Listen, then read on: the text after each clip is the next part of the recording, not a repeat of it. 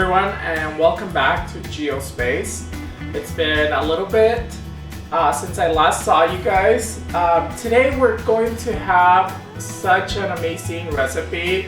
Unfortunately, this is not going to be a healthy recipe, but it's going to be delicious. So just to let you guys know, a little bit ago, this last week, for the first time ever, yes, I made some cinnamon rolls. And they were delicious, super delicious, but they were very, very hard to accomplish. Not only were they time consuming, but you're stressing out, is my dough gonna rise? Because all of a sudden we're using yeast. So I decided, why don't we create actually the same comfort flavors that we see in cinnamon rolls, and we put it into pancakes. So that's what we're doing today. We're doing cinnamon roll flavor pancakes. So the recipe is going to be really easy because obviously we don't have to worry about working with yeast and letting it rise or anything like that. So whatever pancake mix that you like to use, you're going to go ahead and use that. Whether it's already pre-made, that all you need to add is water, or if you like me, I like to use a gluten-free mix. And for this one, I do have to add a few ingredients, so it's up to you. You're gonna do that, you're gonna blend in your ingredients, but we are also going to add a few extra little ingredients. We're going to add a teaspoon of vanilla and a teaspoon of cinnamon, just to give it already that little bit of a flavor of a cinnamon roll. So that's how we're gonna get started first. So let's go ahead and get to mixing our mix. So I'm just eyeballing it, because mine actually will require to add some ingredients into my mix, which includes an egg, some water, some milk, and because it is gluten-free, they don't tend to rise as much. I like to add also a teaspoon of baking powder.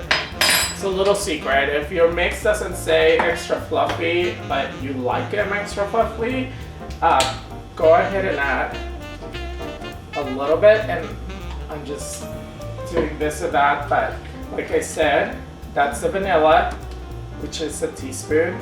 And I mean, you could go a little extra on your cinnamon if you are really into that cinnamon flavor. I like to make sure that it's got some cinnamon flavor, but not too abundant. So I went ahead and mixed my mix for the pancake. I'm just gonna set it aside. I make sure that the consistency is not too liquidy, that way it doesn't spread too much on the pan and it rises. It helps a lot. So I'm gonna go ahead and put that on the side. The next thing we're gonna work is going to be on our inside filling between our pancakes. And for that, you want some light brown sugar. And of course, I'll have all the ingredients there at the end of the video for you guys. And I wanna do 2/3 of a cup. And we are going to do some cinnamon. So this is where I was talking about, like, more cinnamon is gonna come into play, and we're putting that in a bowl, just in a bowl, and we're just mixing it and we're setting it aside. So you can use a fork just so that it gets really powdery. Nothing else is gonna happen to this yet. This is going to go in between our pancakes with a little bit of butter, and you can use whatever butter you want. I like to use a light butter because we love the flavor, but we don't want too many calories and we don't want too many saturated fats. So that's the deal with this. So we are going to go ahead and move on to the next step. So for our next step, which is our most delicious part of our recipe, we are going to go ahead and need a bowl. We're going to add our cream cheese, and we just want to do a half of a cream cheese package. We don't need that much cream cheese. remember, we are also going to be aware of how many calories we are putting into our dessert. I call it dessert even though it's supposed to be breakfast. You always want to make sure that you let your cream cheese sit outside for a little bit at room temperature. That way it's easier to mold. It's not going to be as hard. The next thing that we're going to do is we're going to add, and this is my secret ingredient, instead of using butter on our recipe here for this section, this is the icing, which is the most delicious part, I'm gonna add a little bit of almond creamer. Okay. Lactose free for everybody out there that's lactose intolerant. And it's just a little bit, it's 2 tablespoons. And the only reason is why we do just a little bit is because if you do too much, then you're going to need a lot of powdered sugar. And we're trying to avoid calories, so we don't want to do that much powdered sugar. So we have the cream cheese, we have just 2 tablespoons of your almond creamer. Then we're going to go ahead and start adding powdered sugar. Now, to reduce calories when you're doing your powdered sugar, this is awesome. I've used it on several recipes.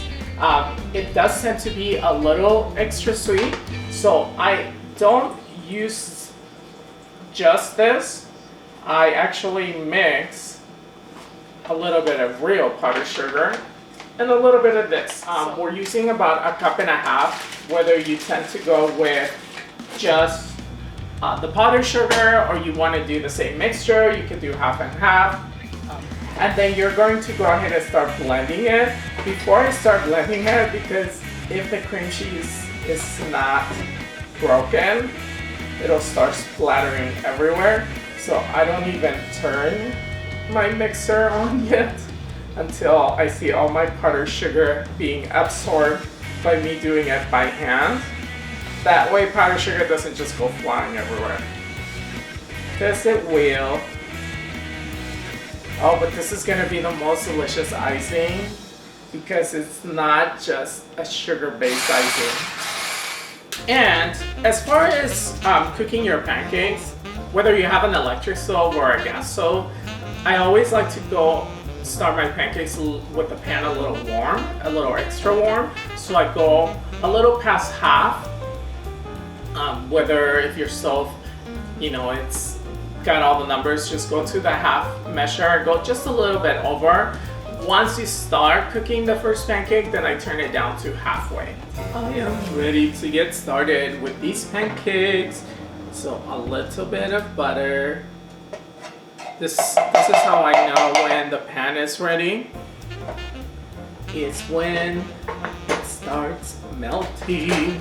So my pan is nice and hot. You can hear the butter, and I'm going to pour some of my batter. And this is like a really easy way also to make sure that your pancakes stay more like in the round shape. Keep pouring it just on the center and let it go out, and just anticipate that it's going to spread just a tiny bit more. So whatever size you want, just stop a little before that on the pouring. So you want your batter to have a little more consistency so that it's not too runny, correct? So I have my plates ready. I went ahead and got my plates. I have my plates ready because as soon as I put one pancake out, I'm going to go ahead and place a little bit of butter on it, which people normally do on your pancakes, except this time I am going to spread a little bit of this delicious ingredient that we mixed earlier of our light brown sugar with our cinnamon. That's gonna give it such a delicious flavor. Okay, so this pancake is ready to be flipped. There we go. Okay, grab a little butter, just put it around so it doesn't stick to the pan.